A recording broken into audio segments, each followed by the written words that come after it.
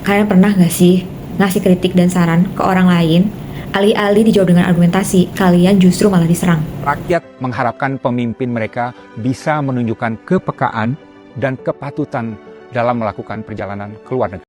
Nah, ini nih yang terjadi pada Pak Dino Patijalal yang kritiknya dibalas oleh Seskap Teddy dengan serangan personal. Saya pikir beliau adalah diplomat hebat, pernah menjadi wakil menteri luar negeri, walau hanya diberi kesempatan sekitar 3 bulan. Hati-hati ya, ini merupakan bentuk logical fallacy atau kesesatan penalaran dalam logika. Padahal Pak Dino tuh kan hanya menyarankan kepada Bapak Presiden Prabowo untuk mengurangi kunjungan ke luar negeri demi efisiensi anggaran. Kita lihat lah ya, mana sih sebenarnya letak fallacy of reasoningnya? Yang pertama adalah ad hominem. Nah, yang perlu kita sorot ini ada kalimat bahwa beliau adalah diplomat hebat, walau hanya diberi kesempatan sekitar 3 bulan sebagai Wamenlu. Nah, ini namanya ad hominem ya kawan-kawan. Menyerang atau meremehkan kredibilitas si pemberi saran, bukan menjawab isi sarannya. Padahal faktanya kan Pak Dino punya rekam jejak panjang dalam hubungan luar negeri. Dan bagaimanapun, itu tidak relevan sama sekali dengan substansi sarannya. Nah, yang kedua, genetic fallacy. Ini masih soal kredibilitas ya.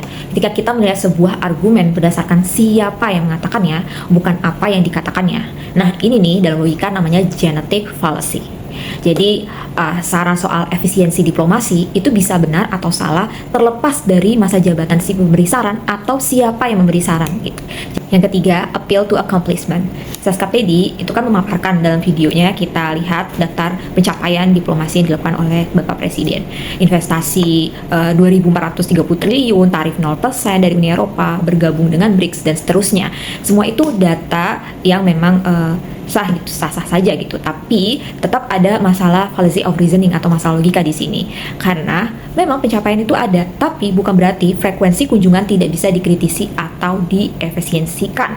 Nah, ini dua hal yang tidak saling meniadakan. Kita bisa setuju hasilnya dari pemerintah itu bagus, tapi kita sebagai rakyat itu punya hak untuk bertanya, sebenarnya apakah cara-cara yang sudah dilakukan dalam dunia diplomasi ini sudah paling efisien? Jadi nih Pak, kalau misalnya ada bangsa Indonesia atau masyarakat siapapun itu yang mengkritik kinerja pemerintah, tolonglah Pak, jangan terlalu reaktif atau menyerang yang sampai tidak memberikan pendidikan politik yang baik bagi anak bangsa.